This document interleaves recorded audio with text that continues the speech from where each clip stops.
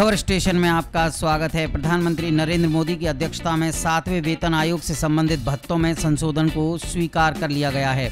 इस संशोधन के बाद 48 लाख सरकारी कर्मचारियों को इसका लाभ मिलेगा। कर्मचारी उम्मीद कर रहे हैं कि जुलाई की उनकी सैलरी में बढ़ा हुआ एचआरए जुड़कर आएगा। एचआरए में हुए संशोधन के अनुसार कर्मचारियों को 106 से 157% तक एचआरए मिलेगा। चूँकि न्यूनतम वेतन 18,000 रुपए है, इसलिए शहर के आधार पर कम से कम 5,400, 3,600 और 1,800 रुपए से कम एचआरए नहीं मिलेगा। इससे करीब 7.5 लाख कर्मचारियों को फायदा होगा।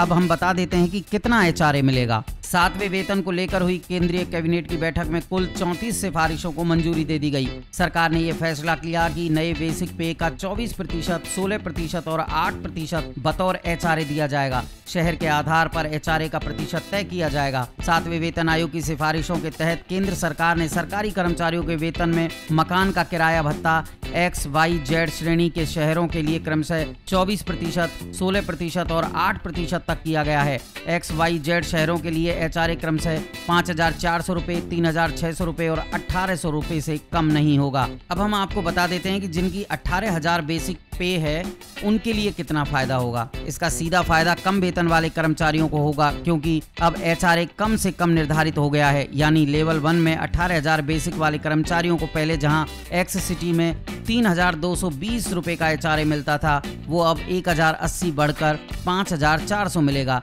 वहीं इसी कैटेगरी में 22 श्रेणी के शहर में जो एचआरए पहले 2,880 था, वो न्यूनतम 3,600 रुपए हो गया है। यानी यहाँ भी कर्मचारी को 720 रुपए का फायदा होगा। वहीं इसी कैटेगरी में जेड श्रेणी के शहर में जो एचआरए पहले 1,440 रुपए था, वो अब न्यूनतम 1,800 कर दिया गया है। यानी यहाँ भी कर्मचारी को 360 रुपए का फायदा हुआ है। अब हम आपको बता देते हैं कि 19,900 बेसिक वाले कर्मचारियों को कितना फायदा होगा। दूसरे लेवल की बात करें तो यहाँ 19,900 के बेसिक पर एक्स कैटेगरी में पहले एचआरए 4,776 रुपए था, वो न्यूनतम 5,400 रुपए कर दिया गया है। यानी 624 रुपए की बढ़ोतरी हुई है।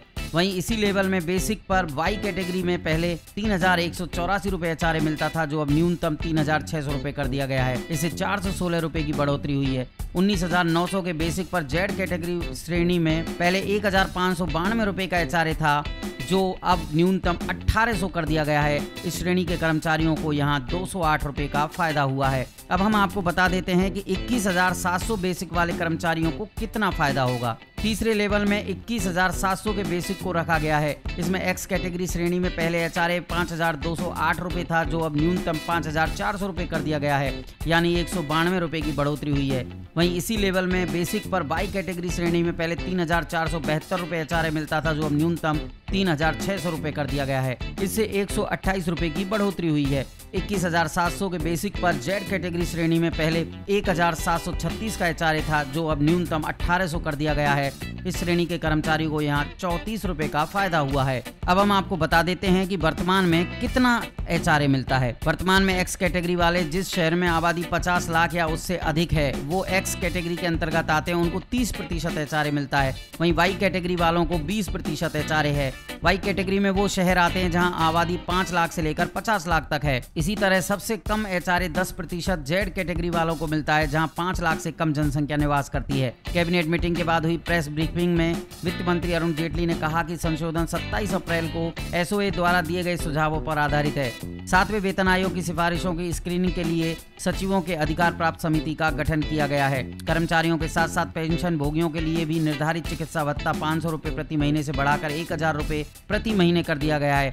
आपको बता दें कि 19 जून को कैबिनेट बैठक में 7वें वेतन आयोग की 34 सिफारिशों को मंजूरी दे दी गई। इस निर्णय से सरकार पर प्रतिवर्ष 30,748 करोड़ रुपए का अतिरिक्त बोझ पड़ेगा। खबर स्टेशन की रिपोर्ट।